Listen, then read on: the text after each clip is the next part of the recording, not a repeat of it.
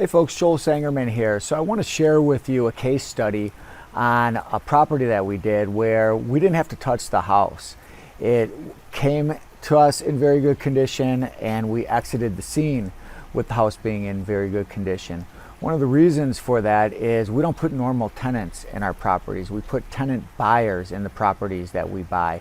That allows us actually to buy the house at a full price and sell the house at a little higher full price and make that spread over time. But in addition to that spread, we also get an upfront down payment from our buyer, our lease option buyer, and we also get a spread in the middle.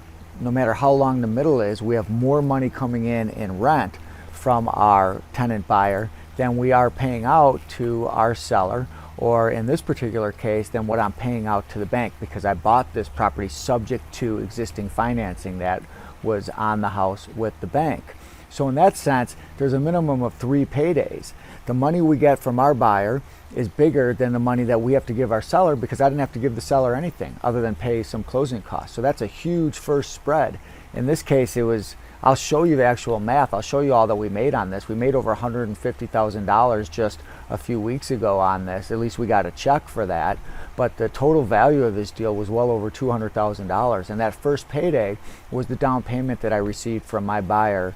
And it went right into my pocket just a couple weeks after acquiring the property, and acquiring the property at its full market value, mind you.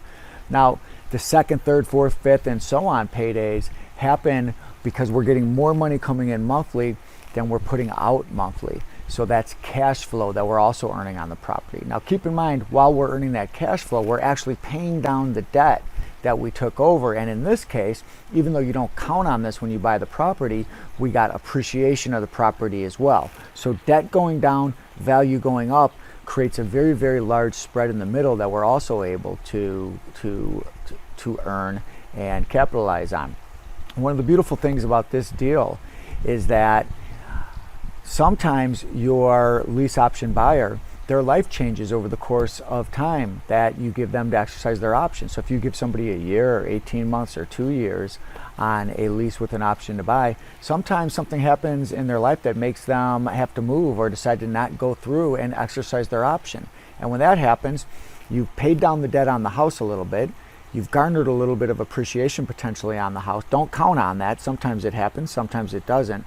But more importantly, you can then go out to the market and get another lease option buyer, which brings us in another large down payment that we can add to the profitability of this house. And you can just do that repeatedly over and over and over again. So I'm going to go ahead and take you into my office, and I'm going to show you the actual numbers on this, show you the wires that came in on this, and you can get a little bit better of an idea of why I love this strategy so much more than the typical strategy that real estate investors use, where they have to get a low price on every house. They have to get a house at 65 cents on the dollar so that they can get the contract and sell the contract, or in order to get a loan so that they can rehab the house and then rehab it and get paid one time. Not saying there's anything wrong with that model. It's just that it's very limited in terms of its profitability and in terms of its availability, because you have to get a house that has equity. You have to get a seller that's willing to sell the house cheap. And in this model, on this deal, all we have to do is pay full price for a house and get a seller that's willing to either take payments from us for a period of time until we pay them off in full, or a seller who maybe they don't have very much equity in the house. After they pay a realtor and pay the bank, they weren't going to get any money anyway, so they just let us take over the existing financing, and we can create structures like this. So anyway, join me inside. I'm going to go in my office and we'll go through this via PowerPoint, and I'll give you a better idea of how this works. So let me run you through the figures here. First, how we bought this property. The house was only worth about $260,000 when we bought it, and it had a mortgage on it of $250,000. The seller had to move out of state, actually, and if they were going to sell it with a realtor, they would have had to have brought money to the close, because after you pay a realtor and pay the mortgage off, you'd have to bring in more than $260,000, but the house wasn't going to bring in more than $260,000. Okay, so this kind of a deal structure where you take over debt is usually when there's not a lot of equity in the house. and the seller just wants to get the debt relief. They want to get out from under the payments. They're not going to get any money out of the house, okay? So that's the way we bought it. There was a $1,400 a month payment on it, principal, interest, taxes, and insurance, and we simply took over those payments. We began making those payments for the seller. Now, I did offer the seller that I'd pay his closing costs and I would pay my closing costs. So I did have some small expense on the property, but remember, the seller needed to sell. They couldn't really use a realtor on this, and we solved their issue. They were very happy about this, and all in all, it cost me about $5,000 in closing costs. You could put that on a credit card if you wanted to, because in our case, we were able to sell this just about immediately because there's a huge demand from buyers. Folks who can't yet qualify for a loan, but they want to live in the house for a period of time until they're able to actually qualify for a loan and exercise an option to buy the property. So that's what we did, and we collect non-refundable deposits from those buyers. So we sold the property, again, because we gave them a little bit of time. We gave them 2 years. We sold the property for the highest possible price we could within a range that we felt the property might appraise today or down the line, sometime within 2 years. So we sold the property at $280,000, where we collected a $25,000 non-refundable down payment from our buyer, and we rented the house. Actually, in this case, the reason the rent is dialed up so much is because we put them on what we call a loan qualification assistance program, where we offer them to pay us more in rent each month on top of the rent, and we will match that with a price reduction. So this price was actually coming down. The option price was actually coming down for the buyer. And we did that so that we could get extra cash flow every month. Money today is generally worth more than money you might get later. So I was willing to sacrifice a little bit on the price in order to get more money up front. So the positive cash flow on this is $700 a month on top of the $25,000 that we got. This is just our first buyer, by the way. So if they buy, because we apply this $25,000 to the price, they only owe us $255. So if they were to come in and buy it right away, we only would have got another $5,000 payday because we would have had to pay this $250,000 mortgage off. Okay, but that's not what actually happened. We gave them 2 years to do that. So payday number one, we got 25 grand, but remember we paid 5 grand out. So payday number one is 20,000. Payday number two, these folks were in the house for 2 years, and we collected $700 a month for 2 years, creating another $16,800 in money, but they didn't exercise the option. They weren't able to qualify for the loan, and they ended up moving somewhere. I forget where. I think they moved somewhere into the Midwest, but they ended up not buying the property. So what did we do? Well, we went ahead and appraised our situation, right? Now the house value is approximately $300,000. We only owe $240 on it because we've paid the debt down on it. We're still paying $1,400 a month. So we went and found a buyer, and the property had appreciated enough in value that we could sell it on a lease with an option to buy for $315,000. With $15,000 down this time, less, but I liked the tenant buyer. They gave us $1,900 a month, a little less in rent, but still positive cash flow versus the $1,400. And if they were to buy the property, they'd owe us $300,000 when they cash out. We give them 2 years to do it.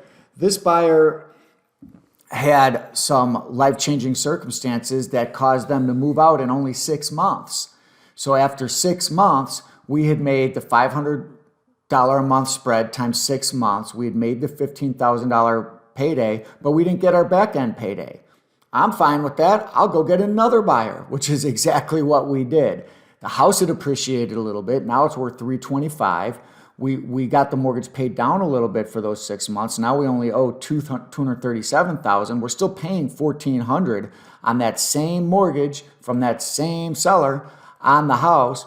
And this time we're able to lease option the property out for $359,000. You won't always get appreciation like this, guys. So this is, there's a lot of profit in this deal beyond the appreciation, but a lot of the profit did happen because of luck. But luck is the crossroads where preparation meets opportunity. And if you put yourself in these situations, you can benefit from the luck of the market going up, which is what happened in this case. It was still very profitable if the market doesn't go up at all because of the debt pay down that was occurring and all the different buyers' down payments and the monthly cash flows that we were receiving. Again, I put somebody in because I wanted to get it done rapidly with only $15,000 down. I almost never do that on a beautiful house like this, but I like the idea of being able to get multiple buyers over time and having this loan pay down lightning fast. So sometimes if you take a little bit of a lower down payment, there's less chance that the buyer is going to actually go out and qualify for the loan, which is totally fine with me. I just want to be able to pass the maintenance and the repairs on to my tenant buyer and have a good amount of money in the kitty, so to speak, from their down payment. So I know they have skin in the game and I know they're going to take care of the house. And if there's a problem, I can deal with it essentially out of that down payment that they gave me. So in this case, we were able to put them on a higher rent, and we also put them on a program where they paid us more in rent and we gave them a little bit of a credit against the price for that. So we were able to really juice up our cash flow here to $1,000 a month, right? $1,400 outgoing, $2,400 a month coming in. Now, if they were to exercise their option, they'd owe us $344,000. Actually, it would have been a little bit less had they done it because I was giving them some credit on this $2,400 against the $359,000 price. But it didn't matter because they didn't exercise their option. We collected the $15,000, and after 18 months, they moved. Okay, so we garnered $18,000 in monthly spread. The difference between the $2,400 and the $1,400, that's $1,000 a month for 18 months. But they didn't buy the property. At this point, and you know what's happened over the last couple of years, properties have appreciated quite a lot in value. At this point, it became clear to me that this market was pretty hot. It appears to be overheating a little bit, and I figured, you know what, I'm just going to go ahead and cash out of this. You don't have to do that. I would be better off financially had I held all the properties that I've ever had. But sometimes you want to have a diversified portfolio of assets, and I've been a little bit top heavy with real estate. So I wanted to sell this particular property. So that's exactly what I did. The value of the house was $405,000, but we had paid the mortgage down over a few years, all the way down to $230,000, and that had a $1,400 a month payment on it. But we didn't lease option at this time.